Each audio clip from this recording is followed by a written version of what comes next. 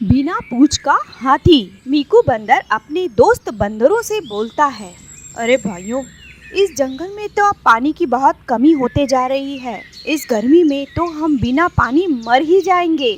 दूसरा बंदर कहता है, पर मीकू भाई, अब हम कर भी क्या सकते हैं?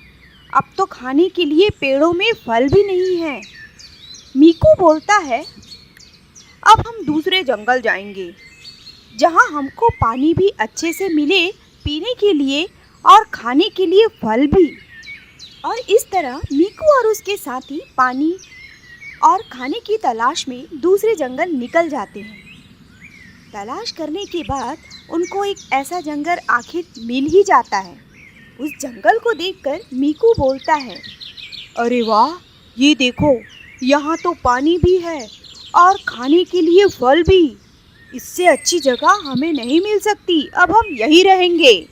और मीकू और उसके साथी वहीं रुक जाते हैं। आराम से उस जंगल में रहने लगते हैं।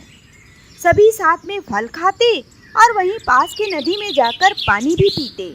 और इस तरह कुछ दिन बीतने लगे। और कुछ समय बाद वहाँ एक हाथी आता है। वह हाथी उस जंगल को देखकर बोलता है, अरे वाह, ये जंगल तो बहुत ही सुंदर है।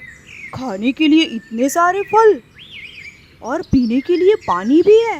वाह भाई वाह, बड़ा ही मज़ा आ जाएगा। और फिर हाथी भी वहीं उसी जंगल में रुक जाता है। कुछ दिन बीत जाते हैं।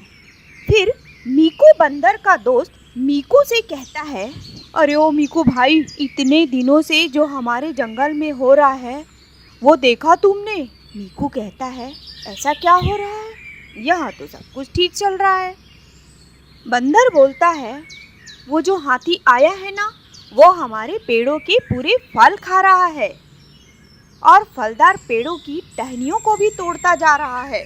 इससे हमारे पेड़ों को कितना नुकसान पहुंच रहा है। मीकू कहता है, हाँ यार, ये बात तो बिल्कुल सच कहा तुमने। अब हम लोगों को कुछ करना होगा। पर इतने भारी भरकम शरीर वाले हाथी के साथ हम लड़ भी तो नहीं सकते। हमें कुछ और ही सोचना होगा। पर देखो, अभी तो वह जा रहा है, अभी तो उसको शांति से जाने दो। अगर वह कल फिर आया तब सोचेंगे क्या करना है। फिर हाथी वहाँ से चले जाता है और दूसरे दिन वो फिर से पानी और खाने की तलाश में वहाँ आ जाता है और वह पेड़ों के फलों को नुकसान पहुँचाता है और टहनियों को भी तोड़ता है। हाथी के इस हरकत को देखकर मीकू बोलता है, अरे अरे बंदर भाई, ज़रा देखो तो उस हाथी को। और ऐसा बोलकर मीकू ज़ोर ज़ोर से हंसने लगता है। तब मीकू का दोस्त बंदर बोलता है, अरे क्या हुआ मीकू भाई, क्यों हंस रहे हो? मीकू बोलता है, ज़रा उस हाथी को तो देखो, बेचारा बिना पूंछ का हाथी। बेचारे उस हाथी का तो पूंछ ही नहीं है। और कहते हैं, जिस हाथी के पूंछ नहीं होता है उसके पास दिमाग ही नहीं होता है, क्योंकि हाथी का सारा दिमाग तो उसके पूंछ में ही होता है। शायद इसीलिए बेचारे इस हाथी के पास दिमाग नहीं है।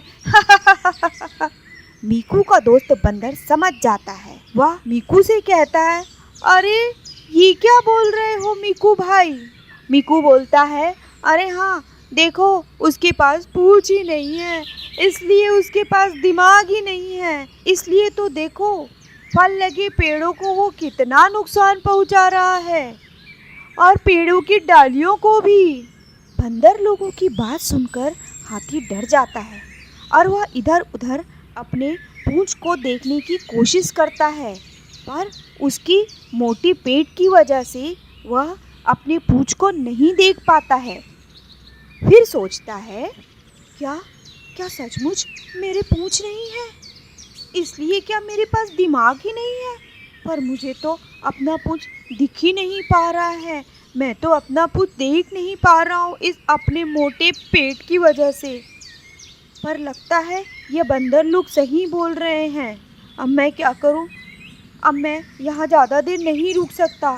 ये बंदर मेरी ज़्यादा बेइज्जती करे, इससे अच्छा तो यही होगा कि मुझे इस जंगल से चले जाना चाहिए। हे भगवान, मेरा पूंछ कहाँ गया?